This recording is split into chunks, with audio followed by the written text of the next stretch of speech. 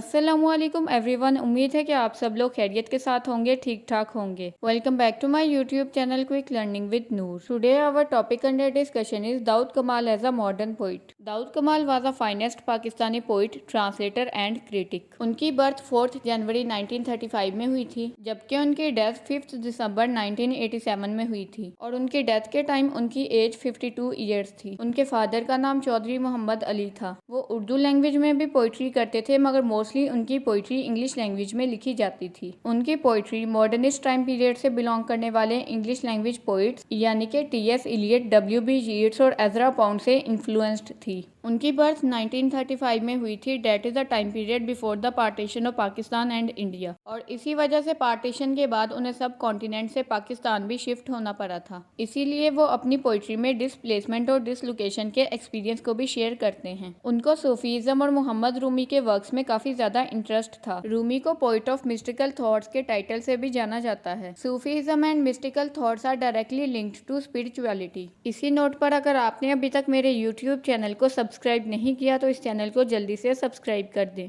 और साथ bell icon को भी प्रेस कर दें ताकि आपको मेरी हर नई वीडियो का नोटिफिकेशन सबसे पहले मिल सके। दाऊद कमाल को सोसाइटी का माउथपीस भी कंसीडर किया जाता है, क्योंकि वो सोसाइटी के इश्यूज और प्रॉब्लम्स को हाईलाइट करते हैं। उन्होंने मिर्जा गालिब और फैज अहमद फैज के वर्क्स को ट्रांसलेट भी किया है। इसके अलावा उन्होंने रूमी और शेक्सपियर के वर्क्स का भी उर्दू में तर्जमा किया था। 1987 में उन्हें फैज अहमद फैज अवार्ड मिला था, जबकि 1990 में उन्हें प्राइड ऑफ पाकिस्तान के अवार्ड से भी नवाजा गया था। 1970s के टाइम पीरियड में दाऊद कमाल ने 3 इंटरनेशनल पोइट्री कॉम्पिटिशन्स में से 3 गोल्ड मेडल्स भी जीते थे। विलियम शेक्सपियर इंग्लिश लिटरेचर के मोस्ट फेमस ड्रामाटिस्ट और पोइट हैं, और रूमी भी पर्शियन लैंग्वेज के ग्रेट पोइट थे, जिनको पोइट ऑफ मिस्टिकल थॉट्स के टाइटल से भी याद किया जाता है। Daud Kamal has made great contributions in Pakistani literature through his notable works. Now we are going to discuss major works of Daud Kamal that has made great contributions in Pakistani literature. Dawood कमाल के major works Urdu और इंग्लिश दोनों लैंग्वेजेस में प्रेजेंट हैं। अगर दाऊद कमाल की Urdu collections की बात की जाए तो कागज़ की कश्ती, शबे आहट और चुप की आवाज़ उनके नोटेबल और ग्रेट वर्क्स में शामिल है। दाऊद कमाल की कागज़ की कश्ती को द पेपर बोट, शबे आहट को the night of the attack और चुप की आवाज़ को द साउंड ऑफ साइलेंस में भी ट्रांसलेट किया गया है। पाकिस्तानी लिटरेचर के जितने भी टॉपिक्स मेरे यूट्यूब चैनल पर अपलोडेड हैं, उन सब का लिंक नीचे डिस्क्रिप्शन में प्रोवाइडेड है। अगर आप किसी भी पोम, पोइट या नॉवल को डिटेल से डिस्कस करना चाहते हैं तो उन वीडियोस को जरूर विजिट करें। अगर वीडियो आपके लिए हेल्पफुल है और वीडियो आपको पसंद आ रही है तो वीडियो को जल्दी से लाइक कर दें और दोस्तों के साथ शेयर भी कर दें। अगर दाऊद कमाल की इंग्लिश लैंग्वेज में लिखी जाने वाली पोइट्री की बात की जाए तो an ode to death, rebel, anniversary, kingfisher, water rain, reproduction और उनकी एक poetry collection the lover response उनकी फेमस पोम्स में शामिल है।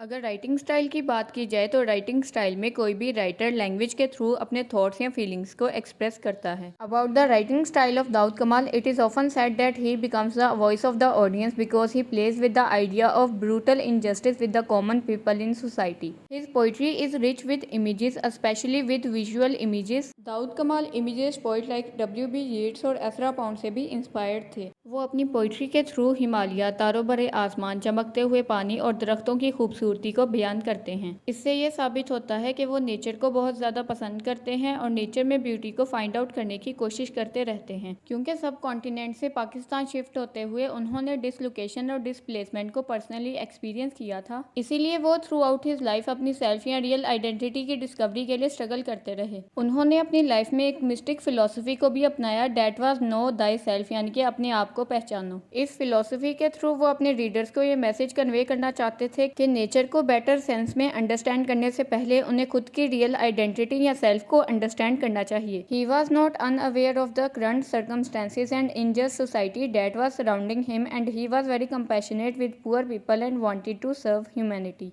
यानी कि मुआशरे में इंसाफ से काम नहीं लिया जाता था, गरीबों के साथ बेइंसाफ़ी की जाती थी। वो गरीब लोगों के साथ बड़ा हमदर्दाना रवैया रखते थे और उनकी ज़िंदगी का यही मकसद था कि वो इंसानियत की खिदमत करना चाहते थे। He believes that the job of an artist should produce art to help the humanity and not only for the sake of art only. किसी भी आर्टिस्ट की जॉब सिर्फ कोई आर्ट क्रिएट करने से कई गुना ज़्यादा इंसानियत की खिदमत होनी चाहिए। उन्होंने अपनी पोइट्री को लिखने में फ्रेगमेंटेड स्टाइल को अडॉप्ट किया है। वो चीज़ों को बड़ा माइन्यूटली ऑब्जर्व करते थे और अपनी पोइट्री के थ्रू उन्हीं माइन्यूट मैनर्स को वास्ट मैनर में प्रेजेंट करते थे। उनको मिस्टिक पोइट का टाइटल भी दिया जाता है क्योंकि वो यूनिवर्स से कई गुना ज़्यादा अपनी सोल के साथ डीप कनेक्शन रखते थे। दैट्स वाई उनकी पोइट्री का ज़्यादा शिफ्ट मिस्टिसिज्म की तरफ होता था। वो गरीबों के लिए दिल में हमदर्दी रखते थे, इंसानियत की खिदमत करना चाहते थे, चीज़ों को माइन्यूटली ऑब्जर्व करते थे और मिस्टिसिज्म के साथ उनका गहरा ताल्लुक था। और वो अपने इर्द गिर्द होने वाले चेंजेस को भी फील करते थे। इसी वजह से उन्हें सेंसिटिव पोइट का टाइटल भी दिया जा सकता है। अपनी फेमस पोम द रेबल के फर्स्ट आंजा में पोइट रीडर्स को ये बताते हैं कि उन लोगों ने रेबल को बाग की दीवार के साथ बांध दिया और उसे सुबह के वक्त गोली मार दी, और उसे मारने की सिर्फ यही वजह थी कि वो उन लोगों से डिफरेंट ओपिनियन या पॉइंट ऑफ व्यू रखता था। दाऊद कमाल की पोम द रेबल को हम ऑलरेडी अपने प्रीवियस वीडियो लेक्चर में डिटेल से डिस्कस कर चुके हैं और उस वीडियो का लिंक भी नीचे डिस्क्रिप्शन में प्रोवाइडेड है। अगर आपने अभी तक वो वीडियो नहीं देखी तो उस वीडियो को जरूर विजिट करें। अगर आप इसकी पोम्स को भी एक बार पढ़ लेंगे तो आपके लिए इस क्वेश्चन को अटेम्प्ट करना और ज़्यादा आसान हो जाएगा। और इंशाल्लाह बहुत जल्द मैं इसके दूसरे टॉपिक्स पर भी डिटेल वीडियो लेक्चर्स अपने चैनल पर अपलोड करूंगी। अपनी most famous poem and ode to death में दाऊद कमाल रीडर्स को ये बताते हैं कि किसी के भी मरने से घड़ी की सुइयां नहीं रुकती, वह वैसे ही टिक टिक करती रहती हैं। और कार्बन के हर एक जर्रे की यही ख्वाहिश होती है कि उसे तराश कर हीरा बना दिया जाए, चाहे वो खाक का ढेर ही क्यों ना हो, मगर उसके दिल में ये ख्वाहिश पलती रहती है कि वो कब डायमंड में तब्दील किया जाएगा। दाऊद कमाल की एक पोम का नाम रिप्रोडक्शन भी है, मगर इसमें बायोलॉजिकल रिप्रोडक्शन की बात नहीं की गई, बल्कि इस पोम रिप्रोडक्शन के थ्रू दाऊद कमाल रीडर्स के सामने इस आइडिया को प्रेजेंट करते हैं कि किस तरह किसी भी आर्ट फॉर्म के थ्रू हम अपनी कंट्री की ग्लोरी और कल्चर को प्रिजर्व कर सकते हैं। किसी भी कंट्री या उसके कल्चर को महफूज रखने के लिए डिफरेंट आर्ट फॉर्म्स को यूज किया जा सकता है। उन आर्ट फॉर्म्स में स्कल्पचर, पेंटिंग, ड्राइंग और फाइन आर्ट्स भी शामिल हैं। He says art is immortal, फन लाजवाल है, ये कभी भी खत्म नहीं हो सकता। फैज अहमद फैज ने अपनी एक पोम तन्हाई को उर्दू लैंग्वेज में लिखा था, जबकि दाऊद कमाल ने उसी पोम को इंग्लिश लैंग्वेज में ट्रांसलेट किया और उसे लोनलीनेस का टाइटल भी दिया। Here are some beautiful lines from the poem Loneliness.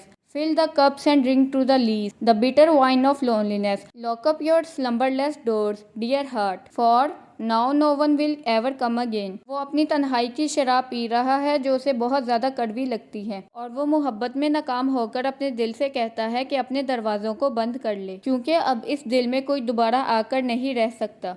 The major themes of Daud Kamal's poetry are love, mysticism or spirituality, human condition, especially the condition of poor people, nature, violence after partition of Pakistan and India, silence, rural and rustic life, disposition and displacement, Sufism and brutal injustice। Dawood कमाल के essays readers को inspire करते हैं कि वो Pakistani literature के analysis और criticism पर भी फोकस करें। उन्होंने शेक्सपियर, रूमी, फैज अहमद फैज और मिर्ज़ा गालिब की पोइट्री की ट्रांसलेशन भी की है, जिससे वो ये प्रूव करते हैं कि एक आर्टिस्ट का काम सिर्फ अपना वर्क ही प्रोड्यूस करना नहीं होता, बल्कि दूसरों के वर्क को एनालाइज करना भी एक आर्टिस्ट की ही जॉब होती है। दाऊद कमाल ने अपनी पोइट्री के थ्रू पाकिस्तानी और बहुत से फॉरेन कंट्रीज से बिलोंग करने वाले पोइट्स को भी इंस्पायर किया है। उनके डिफरेंट पोम्स में डिफरेंट थीम्स को हाईलाइट किया जाता है। उनकी पोइट्री उर्दू लैंग्वेज में भी प्रेजेंट है, मगर इंग्लिश पोइट्री की वजह से ही उन्हें ज़्यादा फेम मिली है। वो अपनी पोइट्री में विजुअल इमेजरी और सिंबलिज्म को ज़्यादा यूज़ करते हैं। उनकी पोइट्री के टाइम पीरियड, राइटिंग स्टाइल और थीम से ये प्रूव होता है कि वो एक मॉडर्न पोइट हैं। So that's all for today. Thank you so much for watching this video. So I hope आज के लेक्चर की आपको अच्छे से समझ आ गई होगी। If you have any query और question then you can ask in the comment section. अगर आपने अभी तक मेरे यूट्यूब चैनल को सब्सक्राइब नहीं किया तो इंग्लिश लैंग्वेज, ग्रामर, लिटरेचर और लिंग्विस्टिक्स से रिलेटेड डिटेल वीडियो लेक्चर्स के लिए मेरे यूट्यूब चैनल को सब्सक्राइब कर दें और साथ बेल आइकन को भी प्रेस कर दें ताकि आपको मेरी हर नई वीडियो का नोटिफिकेशन सबसे पहले मिल जाए। जो नोट्स आपको इन वीडियोज़ में प्रोवाइड किए जाते हैं वो आप अपने एग्जाम्स में भी यूज़ कर सकते हैं। अगर वीडियो आपके लिए हेल्पफुल थी तो वीडियो को जल्दी से लाइक कर दें और दोस्तों के साथ शेयर भी कर दें और कमेंट सेक्शन में अच्छा सा कमेंट भी कर दें। अगर आपने अभी तक मेरे फेसबुक पेज को फॉलो नहीं किया तो मेरी फेसबुक आईडी का लिंक भी नीचे डिस्क्रिप्शन में प्रोवाइडेड है, जल्दी से जाकर उस पेज को भी फॉलो कर दें। जिन टॉपिक्स पर आप डिटेल वीडियो लेक्चर चाहते हैं उनकी रिकमेंडेशन भी आप कमेंट सेक्शन में दे सकते हैं। तो अपना बहुत ज़्यादा ख्याल रखिएगा, मुझे दुआ में याद रखिएगा। इंशाल्लाह we will meet in the next lecture. Till then अल्लाह हाफिज़।